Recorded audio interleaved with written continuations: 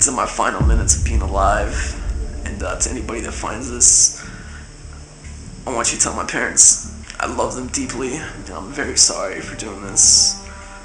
To my brother, Sinister, aka Eric, and Emily, I love you guys deeply. I'm sorry for going this route. I know I said I'd turn myself in. The truth isn't always what it seems at first glance. The man in the self-recorded footage wasn't someone burdened with guilt for his actions. Behind those misleading words of regret hid a far darker truth. In the complete recording clip that follows, watch how his fake pretense fades, revealing his true emotions. Alright, so I'm making this video because, or if anybody finds this, I really don't know what I'm trying to say, and just I'm breathtaking at what I've done, and I apologize. I know I'm gonna pay for my consequences. You know, I wish that I could have not done this, but I just lost my mind. I snapped, and I did what I did, and I gotta pay for it now. My consequences. I'm like all shaky and stuff, but like, to anybody that finds this, tell my parents that like I love them, and I'm very sorry for doing this, and there's nothing really else to say. To everybody that is probably gonna hate me for this, I'm sorry, and I had to do it. My mind just snaps. I couldn't control it anymore. That's it. You to the big world. Everybody in the world. I can't stand this place.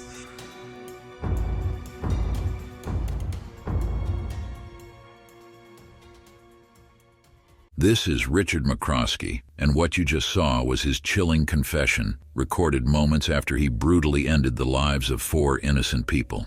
When he spoke about the smell he could no longer take in, it was the smell of the dead bodies that were left to rot while he stood right between them to record his twisted apology on tape. The neighbors had started to notice the unbearable stench that was creeping from the house down the street.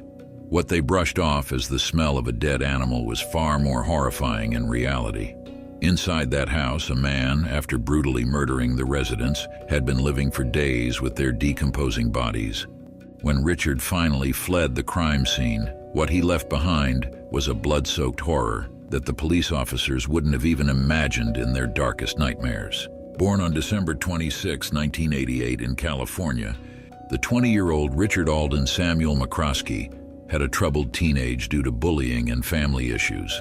With time, his fascination for dark music slowly turned into an obsession. Horrorcore, a music genre that revolves around explicit lyrics and dark themes like violence, murder, psychological horror, gangster, urban violence, and true crime, was feeding the darkness that was growing within Richard. His parents' separation in the summer of 2009 and his mother moving out took a toll on Richard. His teenage years weren't any better. He attended 2 high schools, but eventually dropped out of both. He was bullied for being different. His weight, red hair, and outcast status made him a frequent target. By 2008, Richard was working as a part-time graphic designer and experimenting with making horrorcore rap music. One of the disturbing lyrics that he shared on MySpace, using the name Psycho Sam, was, "You're not the first, just to let you know. I've killed many people and I kill them real slow. It's the best feeling, watching their last breath, stabbing and stabbing till there's nothing left." It wasn't long before Psycho Sam put these disturbing fantasies into action, murdering the exact way he described it in his song lyrics. The interests and hobbies that Richard indulged in were shockingly disturbing and extremely explicit. Under the shield of his alter egos, Lil Demon Dog and Psycho Sam, Richard would post underground horrors and talk about killing people with extremely gore and explicit details. The posters and horrorcore art he had in his room showed his obsession with the 1970s infamous serial killer David Richard Berkowitz, aka Son of Sam, who claimed a demon controlled his actions.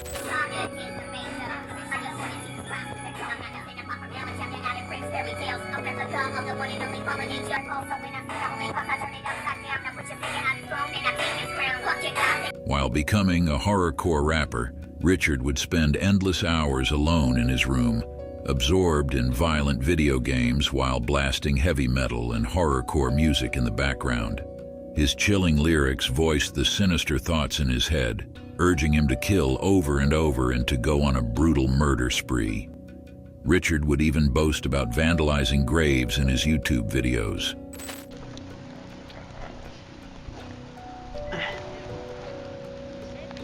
We defiled the grave, and then lightning struck seconds ago.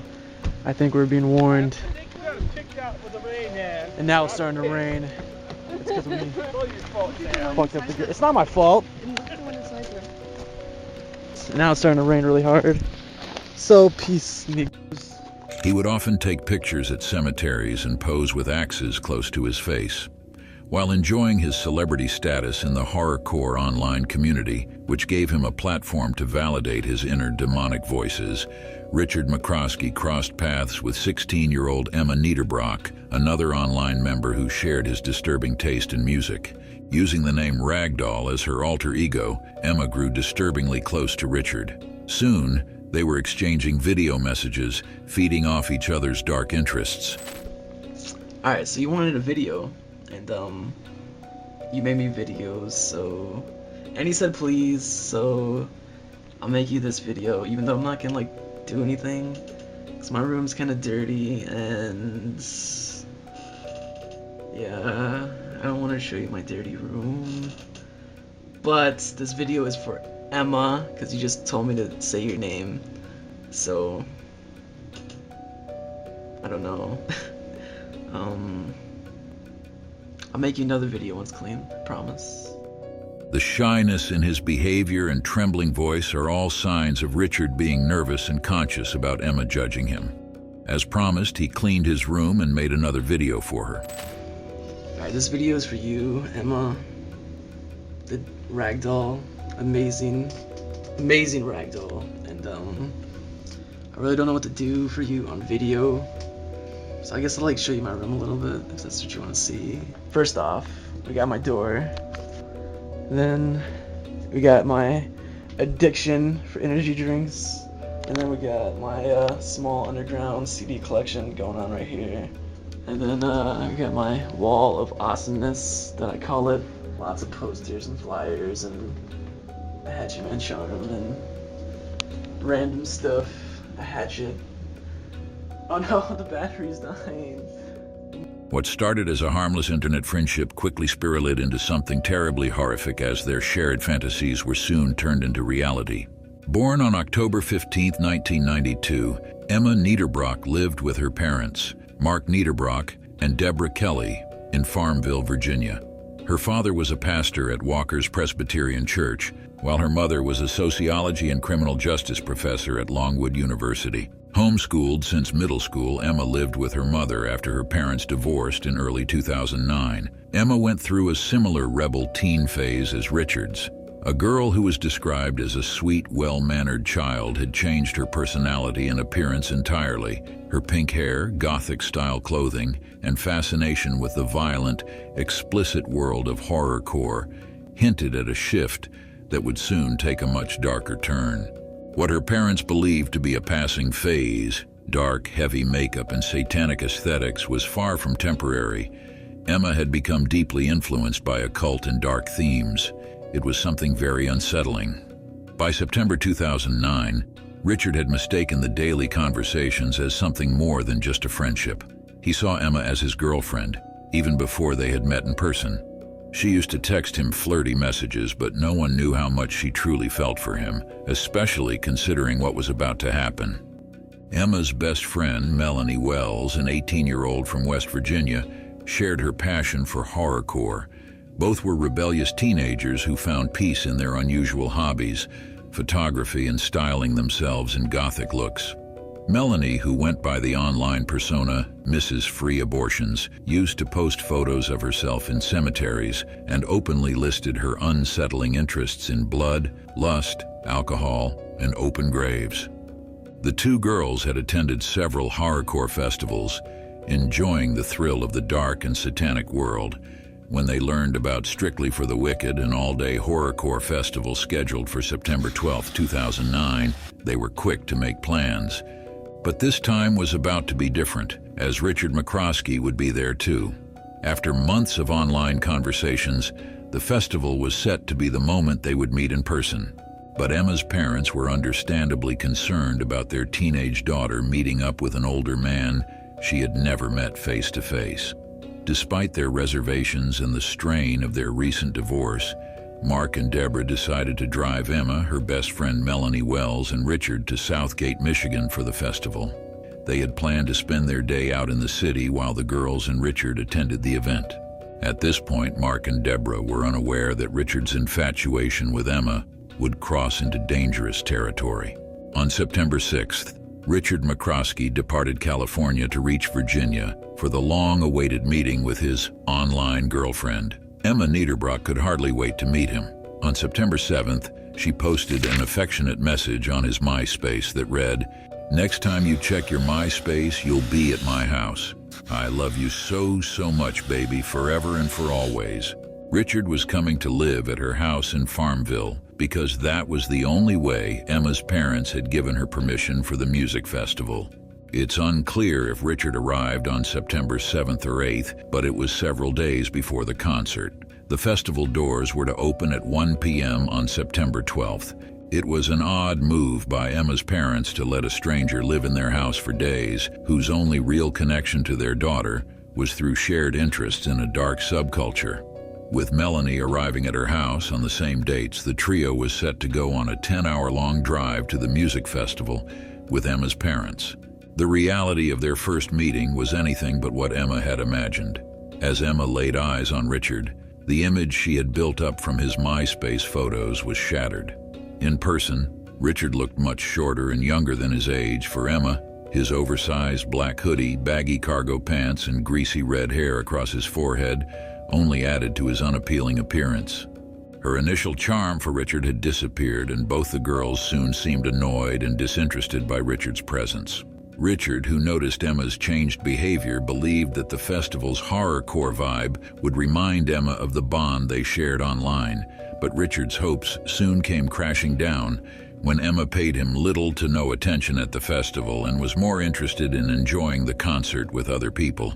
Richard's frustration and jealousy began to take over his nerves when he noticed Emma's flirty behavior with other guys. The music festival wrapped up at 11 p.m. on September 12, 2009. When driving back 600 miles to Farmville, the passengers of the car had no idea that this trip would set off a series of terrifying events.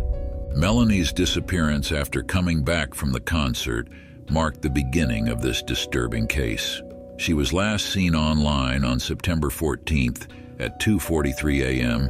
when she posted on her MySpace about the concert. "SFTW was f***ing amazing. Back in Virginia now. Be back in West Virginia on Wednesday. I miss everyone." It was highly unusual that neither her friends nor her family received any word from her after this post. This had raised alarm bells for her family, who were constantly trying to reach her. Then, on September 16th, the day Melanie was supposed to return home, her father, Thomas Wells, arrived at Emma's house, but no one answered the door. He decided to wait outside. After waiting for over 7 hours in his car, he left with a feeling that something was terribly wrong. Melanie's mother had gone frantic. She called everyone who might have seen Melanie, but all her calls went unanswered. The mother then reached out to the organizer of the festival, Andres Schrimm, also known as Sick Tannic in the horrorcore community. Back in 2009, the horrorcore rappers and fans were a close-knit community where almost everyone knew each other. Andres confirmed to Melanie's mother that he saw Melanie, Emma, and Richard at the festival and that they left with Emma's parents. Extremely worried by her daughter's disappearance, Melanie's mother again called Emma's residence. This time, Richard answered the phone and gave vague answers about Melanie's whereabouts. After this strange incident, Melanie's mother, Kathleen, knew in her heart that something wasn't right. She was sure that Richard was lying and hiding something. Kathleen's concern had reached a breaking point on the morning of September 17th. With no signs of Melanie, she decided to contact the Farmville police to do a welfare check on Emma's house. Richard met the police at Emma's home and told the officers that Emma and Melanie were out at the movies with Emma's mother. Claiming to be Emma's boyfriend, Richard McCroskey dealt with the officers so confidently that they had no immediate cause for suspicion. The officers accepted his word and didn't ask to inspect the inside of the house despite the urgency of the situation. Later, Kathleen decided to call Emma's father, who assured her to check on Melanie and get back to her. What Kathleen didn't know was that 5 p.m. on September 17th was going to be the last time she would hear from him. Mark's silence was deafening. No call came through, and the growing dread made it clear that something was terribly wrong. Desperate for answers, Kathleen Wells phoned the police again on the morning of September 18th. This time, she had convinced the officers to revisit Emma and Deborah's house. Yes, I don't know who I need to talk to, but my daughter is with a family in Farmville, Virginia, and she's been basically missing for the past 2.5 days. I can't get a hold of her. Her cell phone's turned off. What's worse is the girl that she was staying with. Nobody knows where she is. Her cell phone is turned off. His daughter's boyfriend is staying there, and I've talked to him several times today, and I've gotten different stories. But my husband went down. He was supposed to pick up my daughter yesterday, and he went down there. He arrived at about 11 o'clock in the morning. He sat there for 8 hours outside the house. Nobody showed up. Nobody answered the door. I mean, we're about 4 hours away here, and I don't know what else to do. At 3:20 p.m., the police officers found the front door of the house unlocked, and Richard, who had been there the previous day, was nowhere to be seen. But what made them realize the gravity of the situation was the nauseating smell of rotting dead bodies that welcomed them at the main door. It was quite strange that the officers had missed this unmistakable smell during their earlier visit. Inside the house, the police were met with a chilling and horrific discovery. In what appeared to be Emma's bedroom downstairs, they were confronted with the spine-chilling sight of 3 lifeless bodies rotting in their pool of blood. This gruesome sight was enough to obtain a search warrant. While searching the house for evidence, the police officers then found another body in a room upstairs, which was later identified to be Emma's mother, Deborah Kelly's body. The dead bodies downstairs were eventually confirmed as Mark Niederbrock, Emma Niederbrock, and Melanie Wells. The brutality of the murders and the chilling evidence had left the investigators haunted. Without revealing the details, the police confirmed severe blunt force trauma as the cause of death. All the police had to do was sift through evidence and check Emma and Melanie's social media accounts to connect the dots. The 5th person, who had been to the festival with the victims and returned to Farmville with them, was missing. One officer remembered speaking to Richard during the welfare check at Emma's home. The realization hit the officers hard, and a manhunt for Richard McCroskey was launched. The police had another strange encounter with Richard 12 hours before the discovery of the bodies. At around 4 a.m. on September 18th, Richard McCroskey was issued a ticket for driving a car without a license that he had stuck in a ditch. When asked about the car, he casually mentioned it belonged to his girlfriend's dad. At that moment, no one could have imagined that the 20-year-old had fled after murdering 4 people with a hammer and maul. As per a tow truck driver who offered him a ride, Richard stunk like the devil. The motive behind the brutal murders was Richard's rage toward Emma for rejecting his love. The other 3 victims happened to be in the wrong place at the wrong time. Fueled by alcohol and marijuana, Richard grabbed a ball-peen hammer and first attacked Melanie, who was asleep on the couch. Next, he went upstairs and killed Emma's mother before ending Emma's life in her downstairs bedroom. All 3 women were murdered in their sleep on September 15th. Then, on September 17th, when Emma's father paid a visit to his ex-wife's house to check on Melanie, Richard spared no time to beat him to death with a wood-splitting maul. Richard, who had been living with the dead bodies for the past few days, then dragged Mark's and Melanie's bodies into Emma's bedroom. It was then that he had recorded himself contemplating suicide before stealing Mark's car and trying to flee back to California. Which is gonna be over there, if you can see that. I'm not gonna tell you what I'm gonna do, because I'm sure you guys know what I'm gonna do. I'm really sorry, but it came to this. But I'm gonna get going and do what I gotta do. I'm gonna pay my consequences. So my last words before I go: it's the world. Richard was caught on September 19th from the baggage claim area at the Richmond International Airport, charged with robbery, grand theft, and 6 counts of first-degree murder. He pleaded guilty to the murders and was sentenced to life in prison. Police arrested Richard Alden Samuel McCroskey III after they found him sleeping in Richmond's airport.